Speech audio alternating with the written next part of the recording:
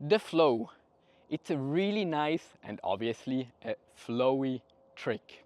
And it's probably the first trick where leash handling is involved.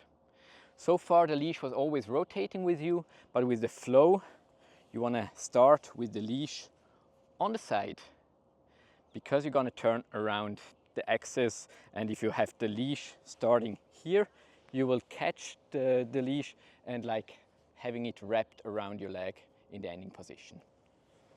So already if you have a very short leash because you're maybe not yet standing up, then it's going to be a bit more difficult to just like get that leg through.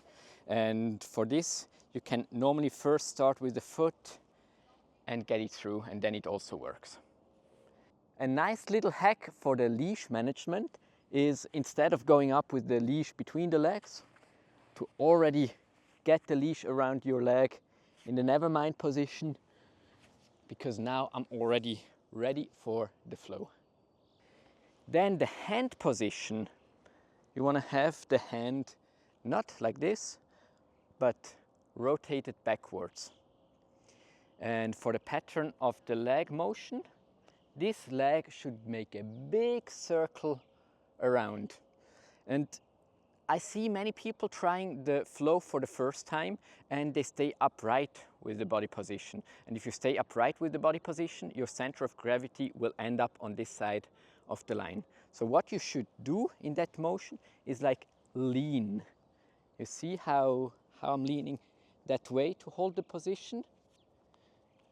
And then getting the leg to the other side. So I initiate with the leg, I lean that side, and then I bring the leg back. And now it's a timing with the bounce. Like this static version of the flow is much more difficult. So don't try that one, but try the dynamic one. Again, I start with the leash to the side. I get some bounce, and I should do the flow towards the position where I'm sitting on my butt. And then with the bounce, at the highest point of the bounce, I start the turn. It's easier when the bounce is bigger, so don't be shy with the bounce. It's going to be much nicer if you really bounce big. And now there is a slightly easier version of the flow. You can potentially already start with both legs on the same side, again with this hand here, and then you can already just with a bit of momentum already go for the belly position and then bring the leg over. So that would be the first step before then going for the entire flow. I'm gonna show you one more nice flow and then some variations where I go to feet or do the opposite motion with the wolf.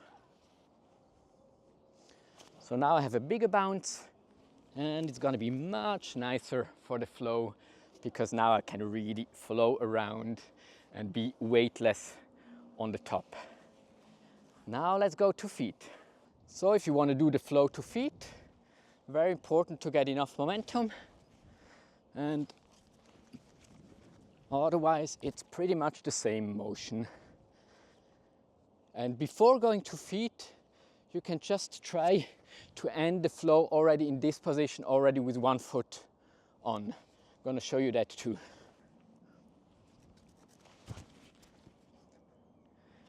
So this is always a good pre-exercise for any trick that you want to go to feet, to already just place the foot to get precise, to then really commit for the version to feet. And I mentioned the wolf before, and take the letter flow and spell them backwards. Here we have the wolf, and this is why this is exactly the opposite motion. So far I've been turning like backwards, and now I do the same thing to the front. So this would be the wolf. Also here you can go to feet. I hope you liked what I explained here, and I hope you're gonna have tons of fun with the flow.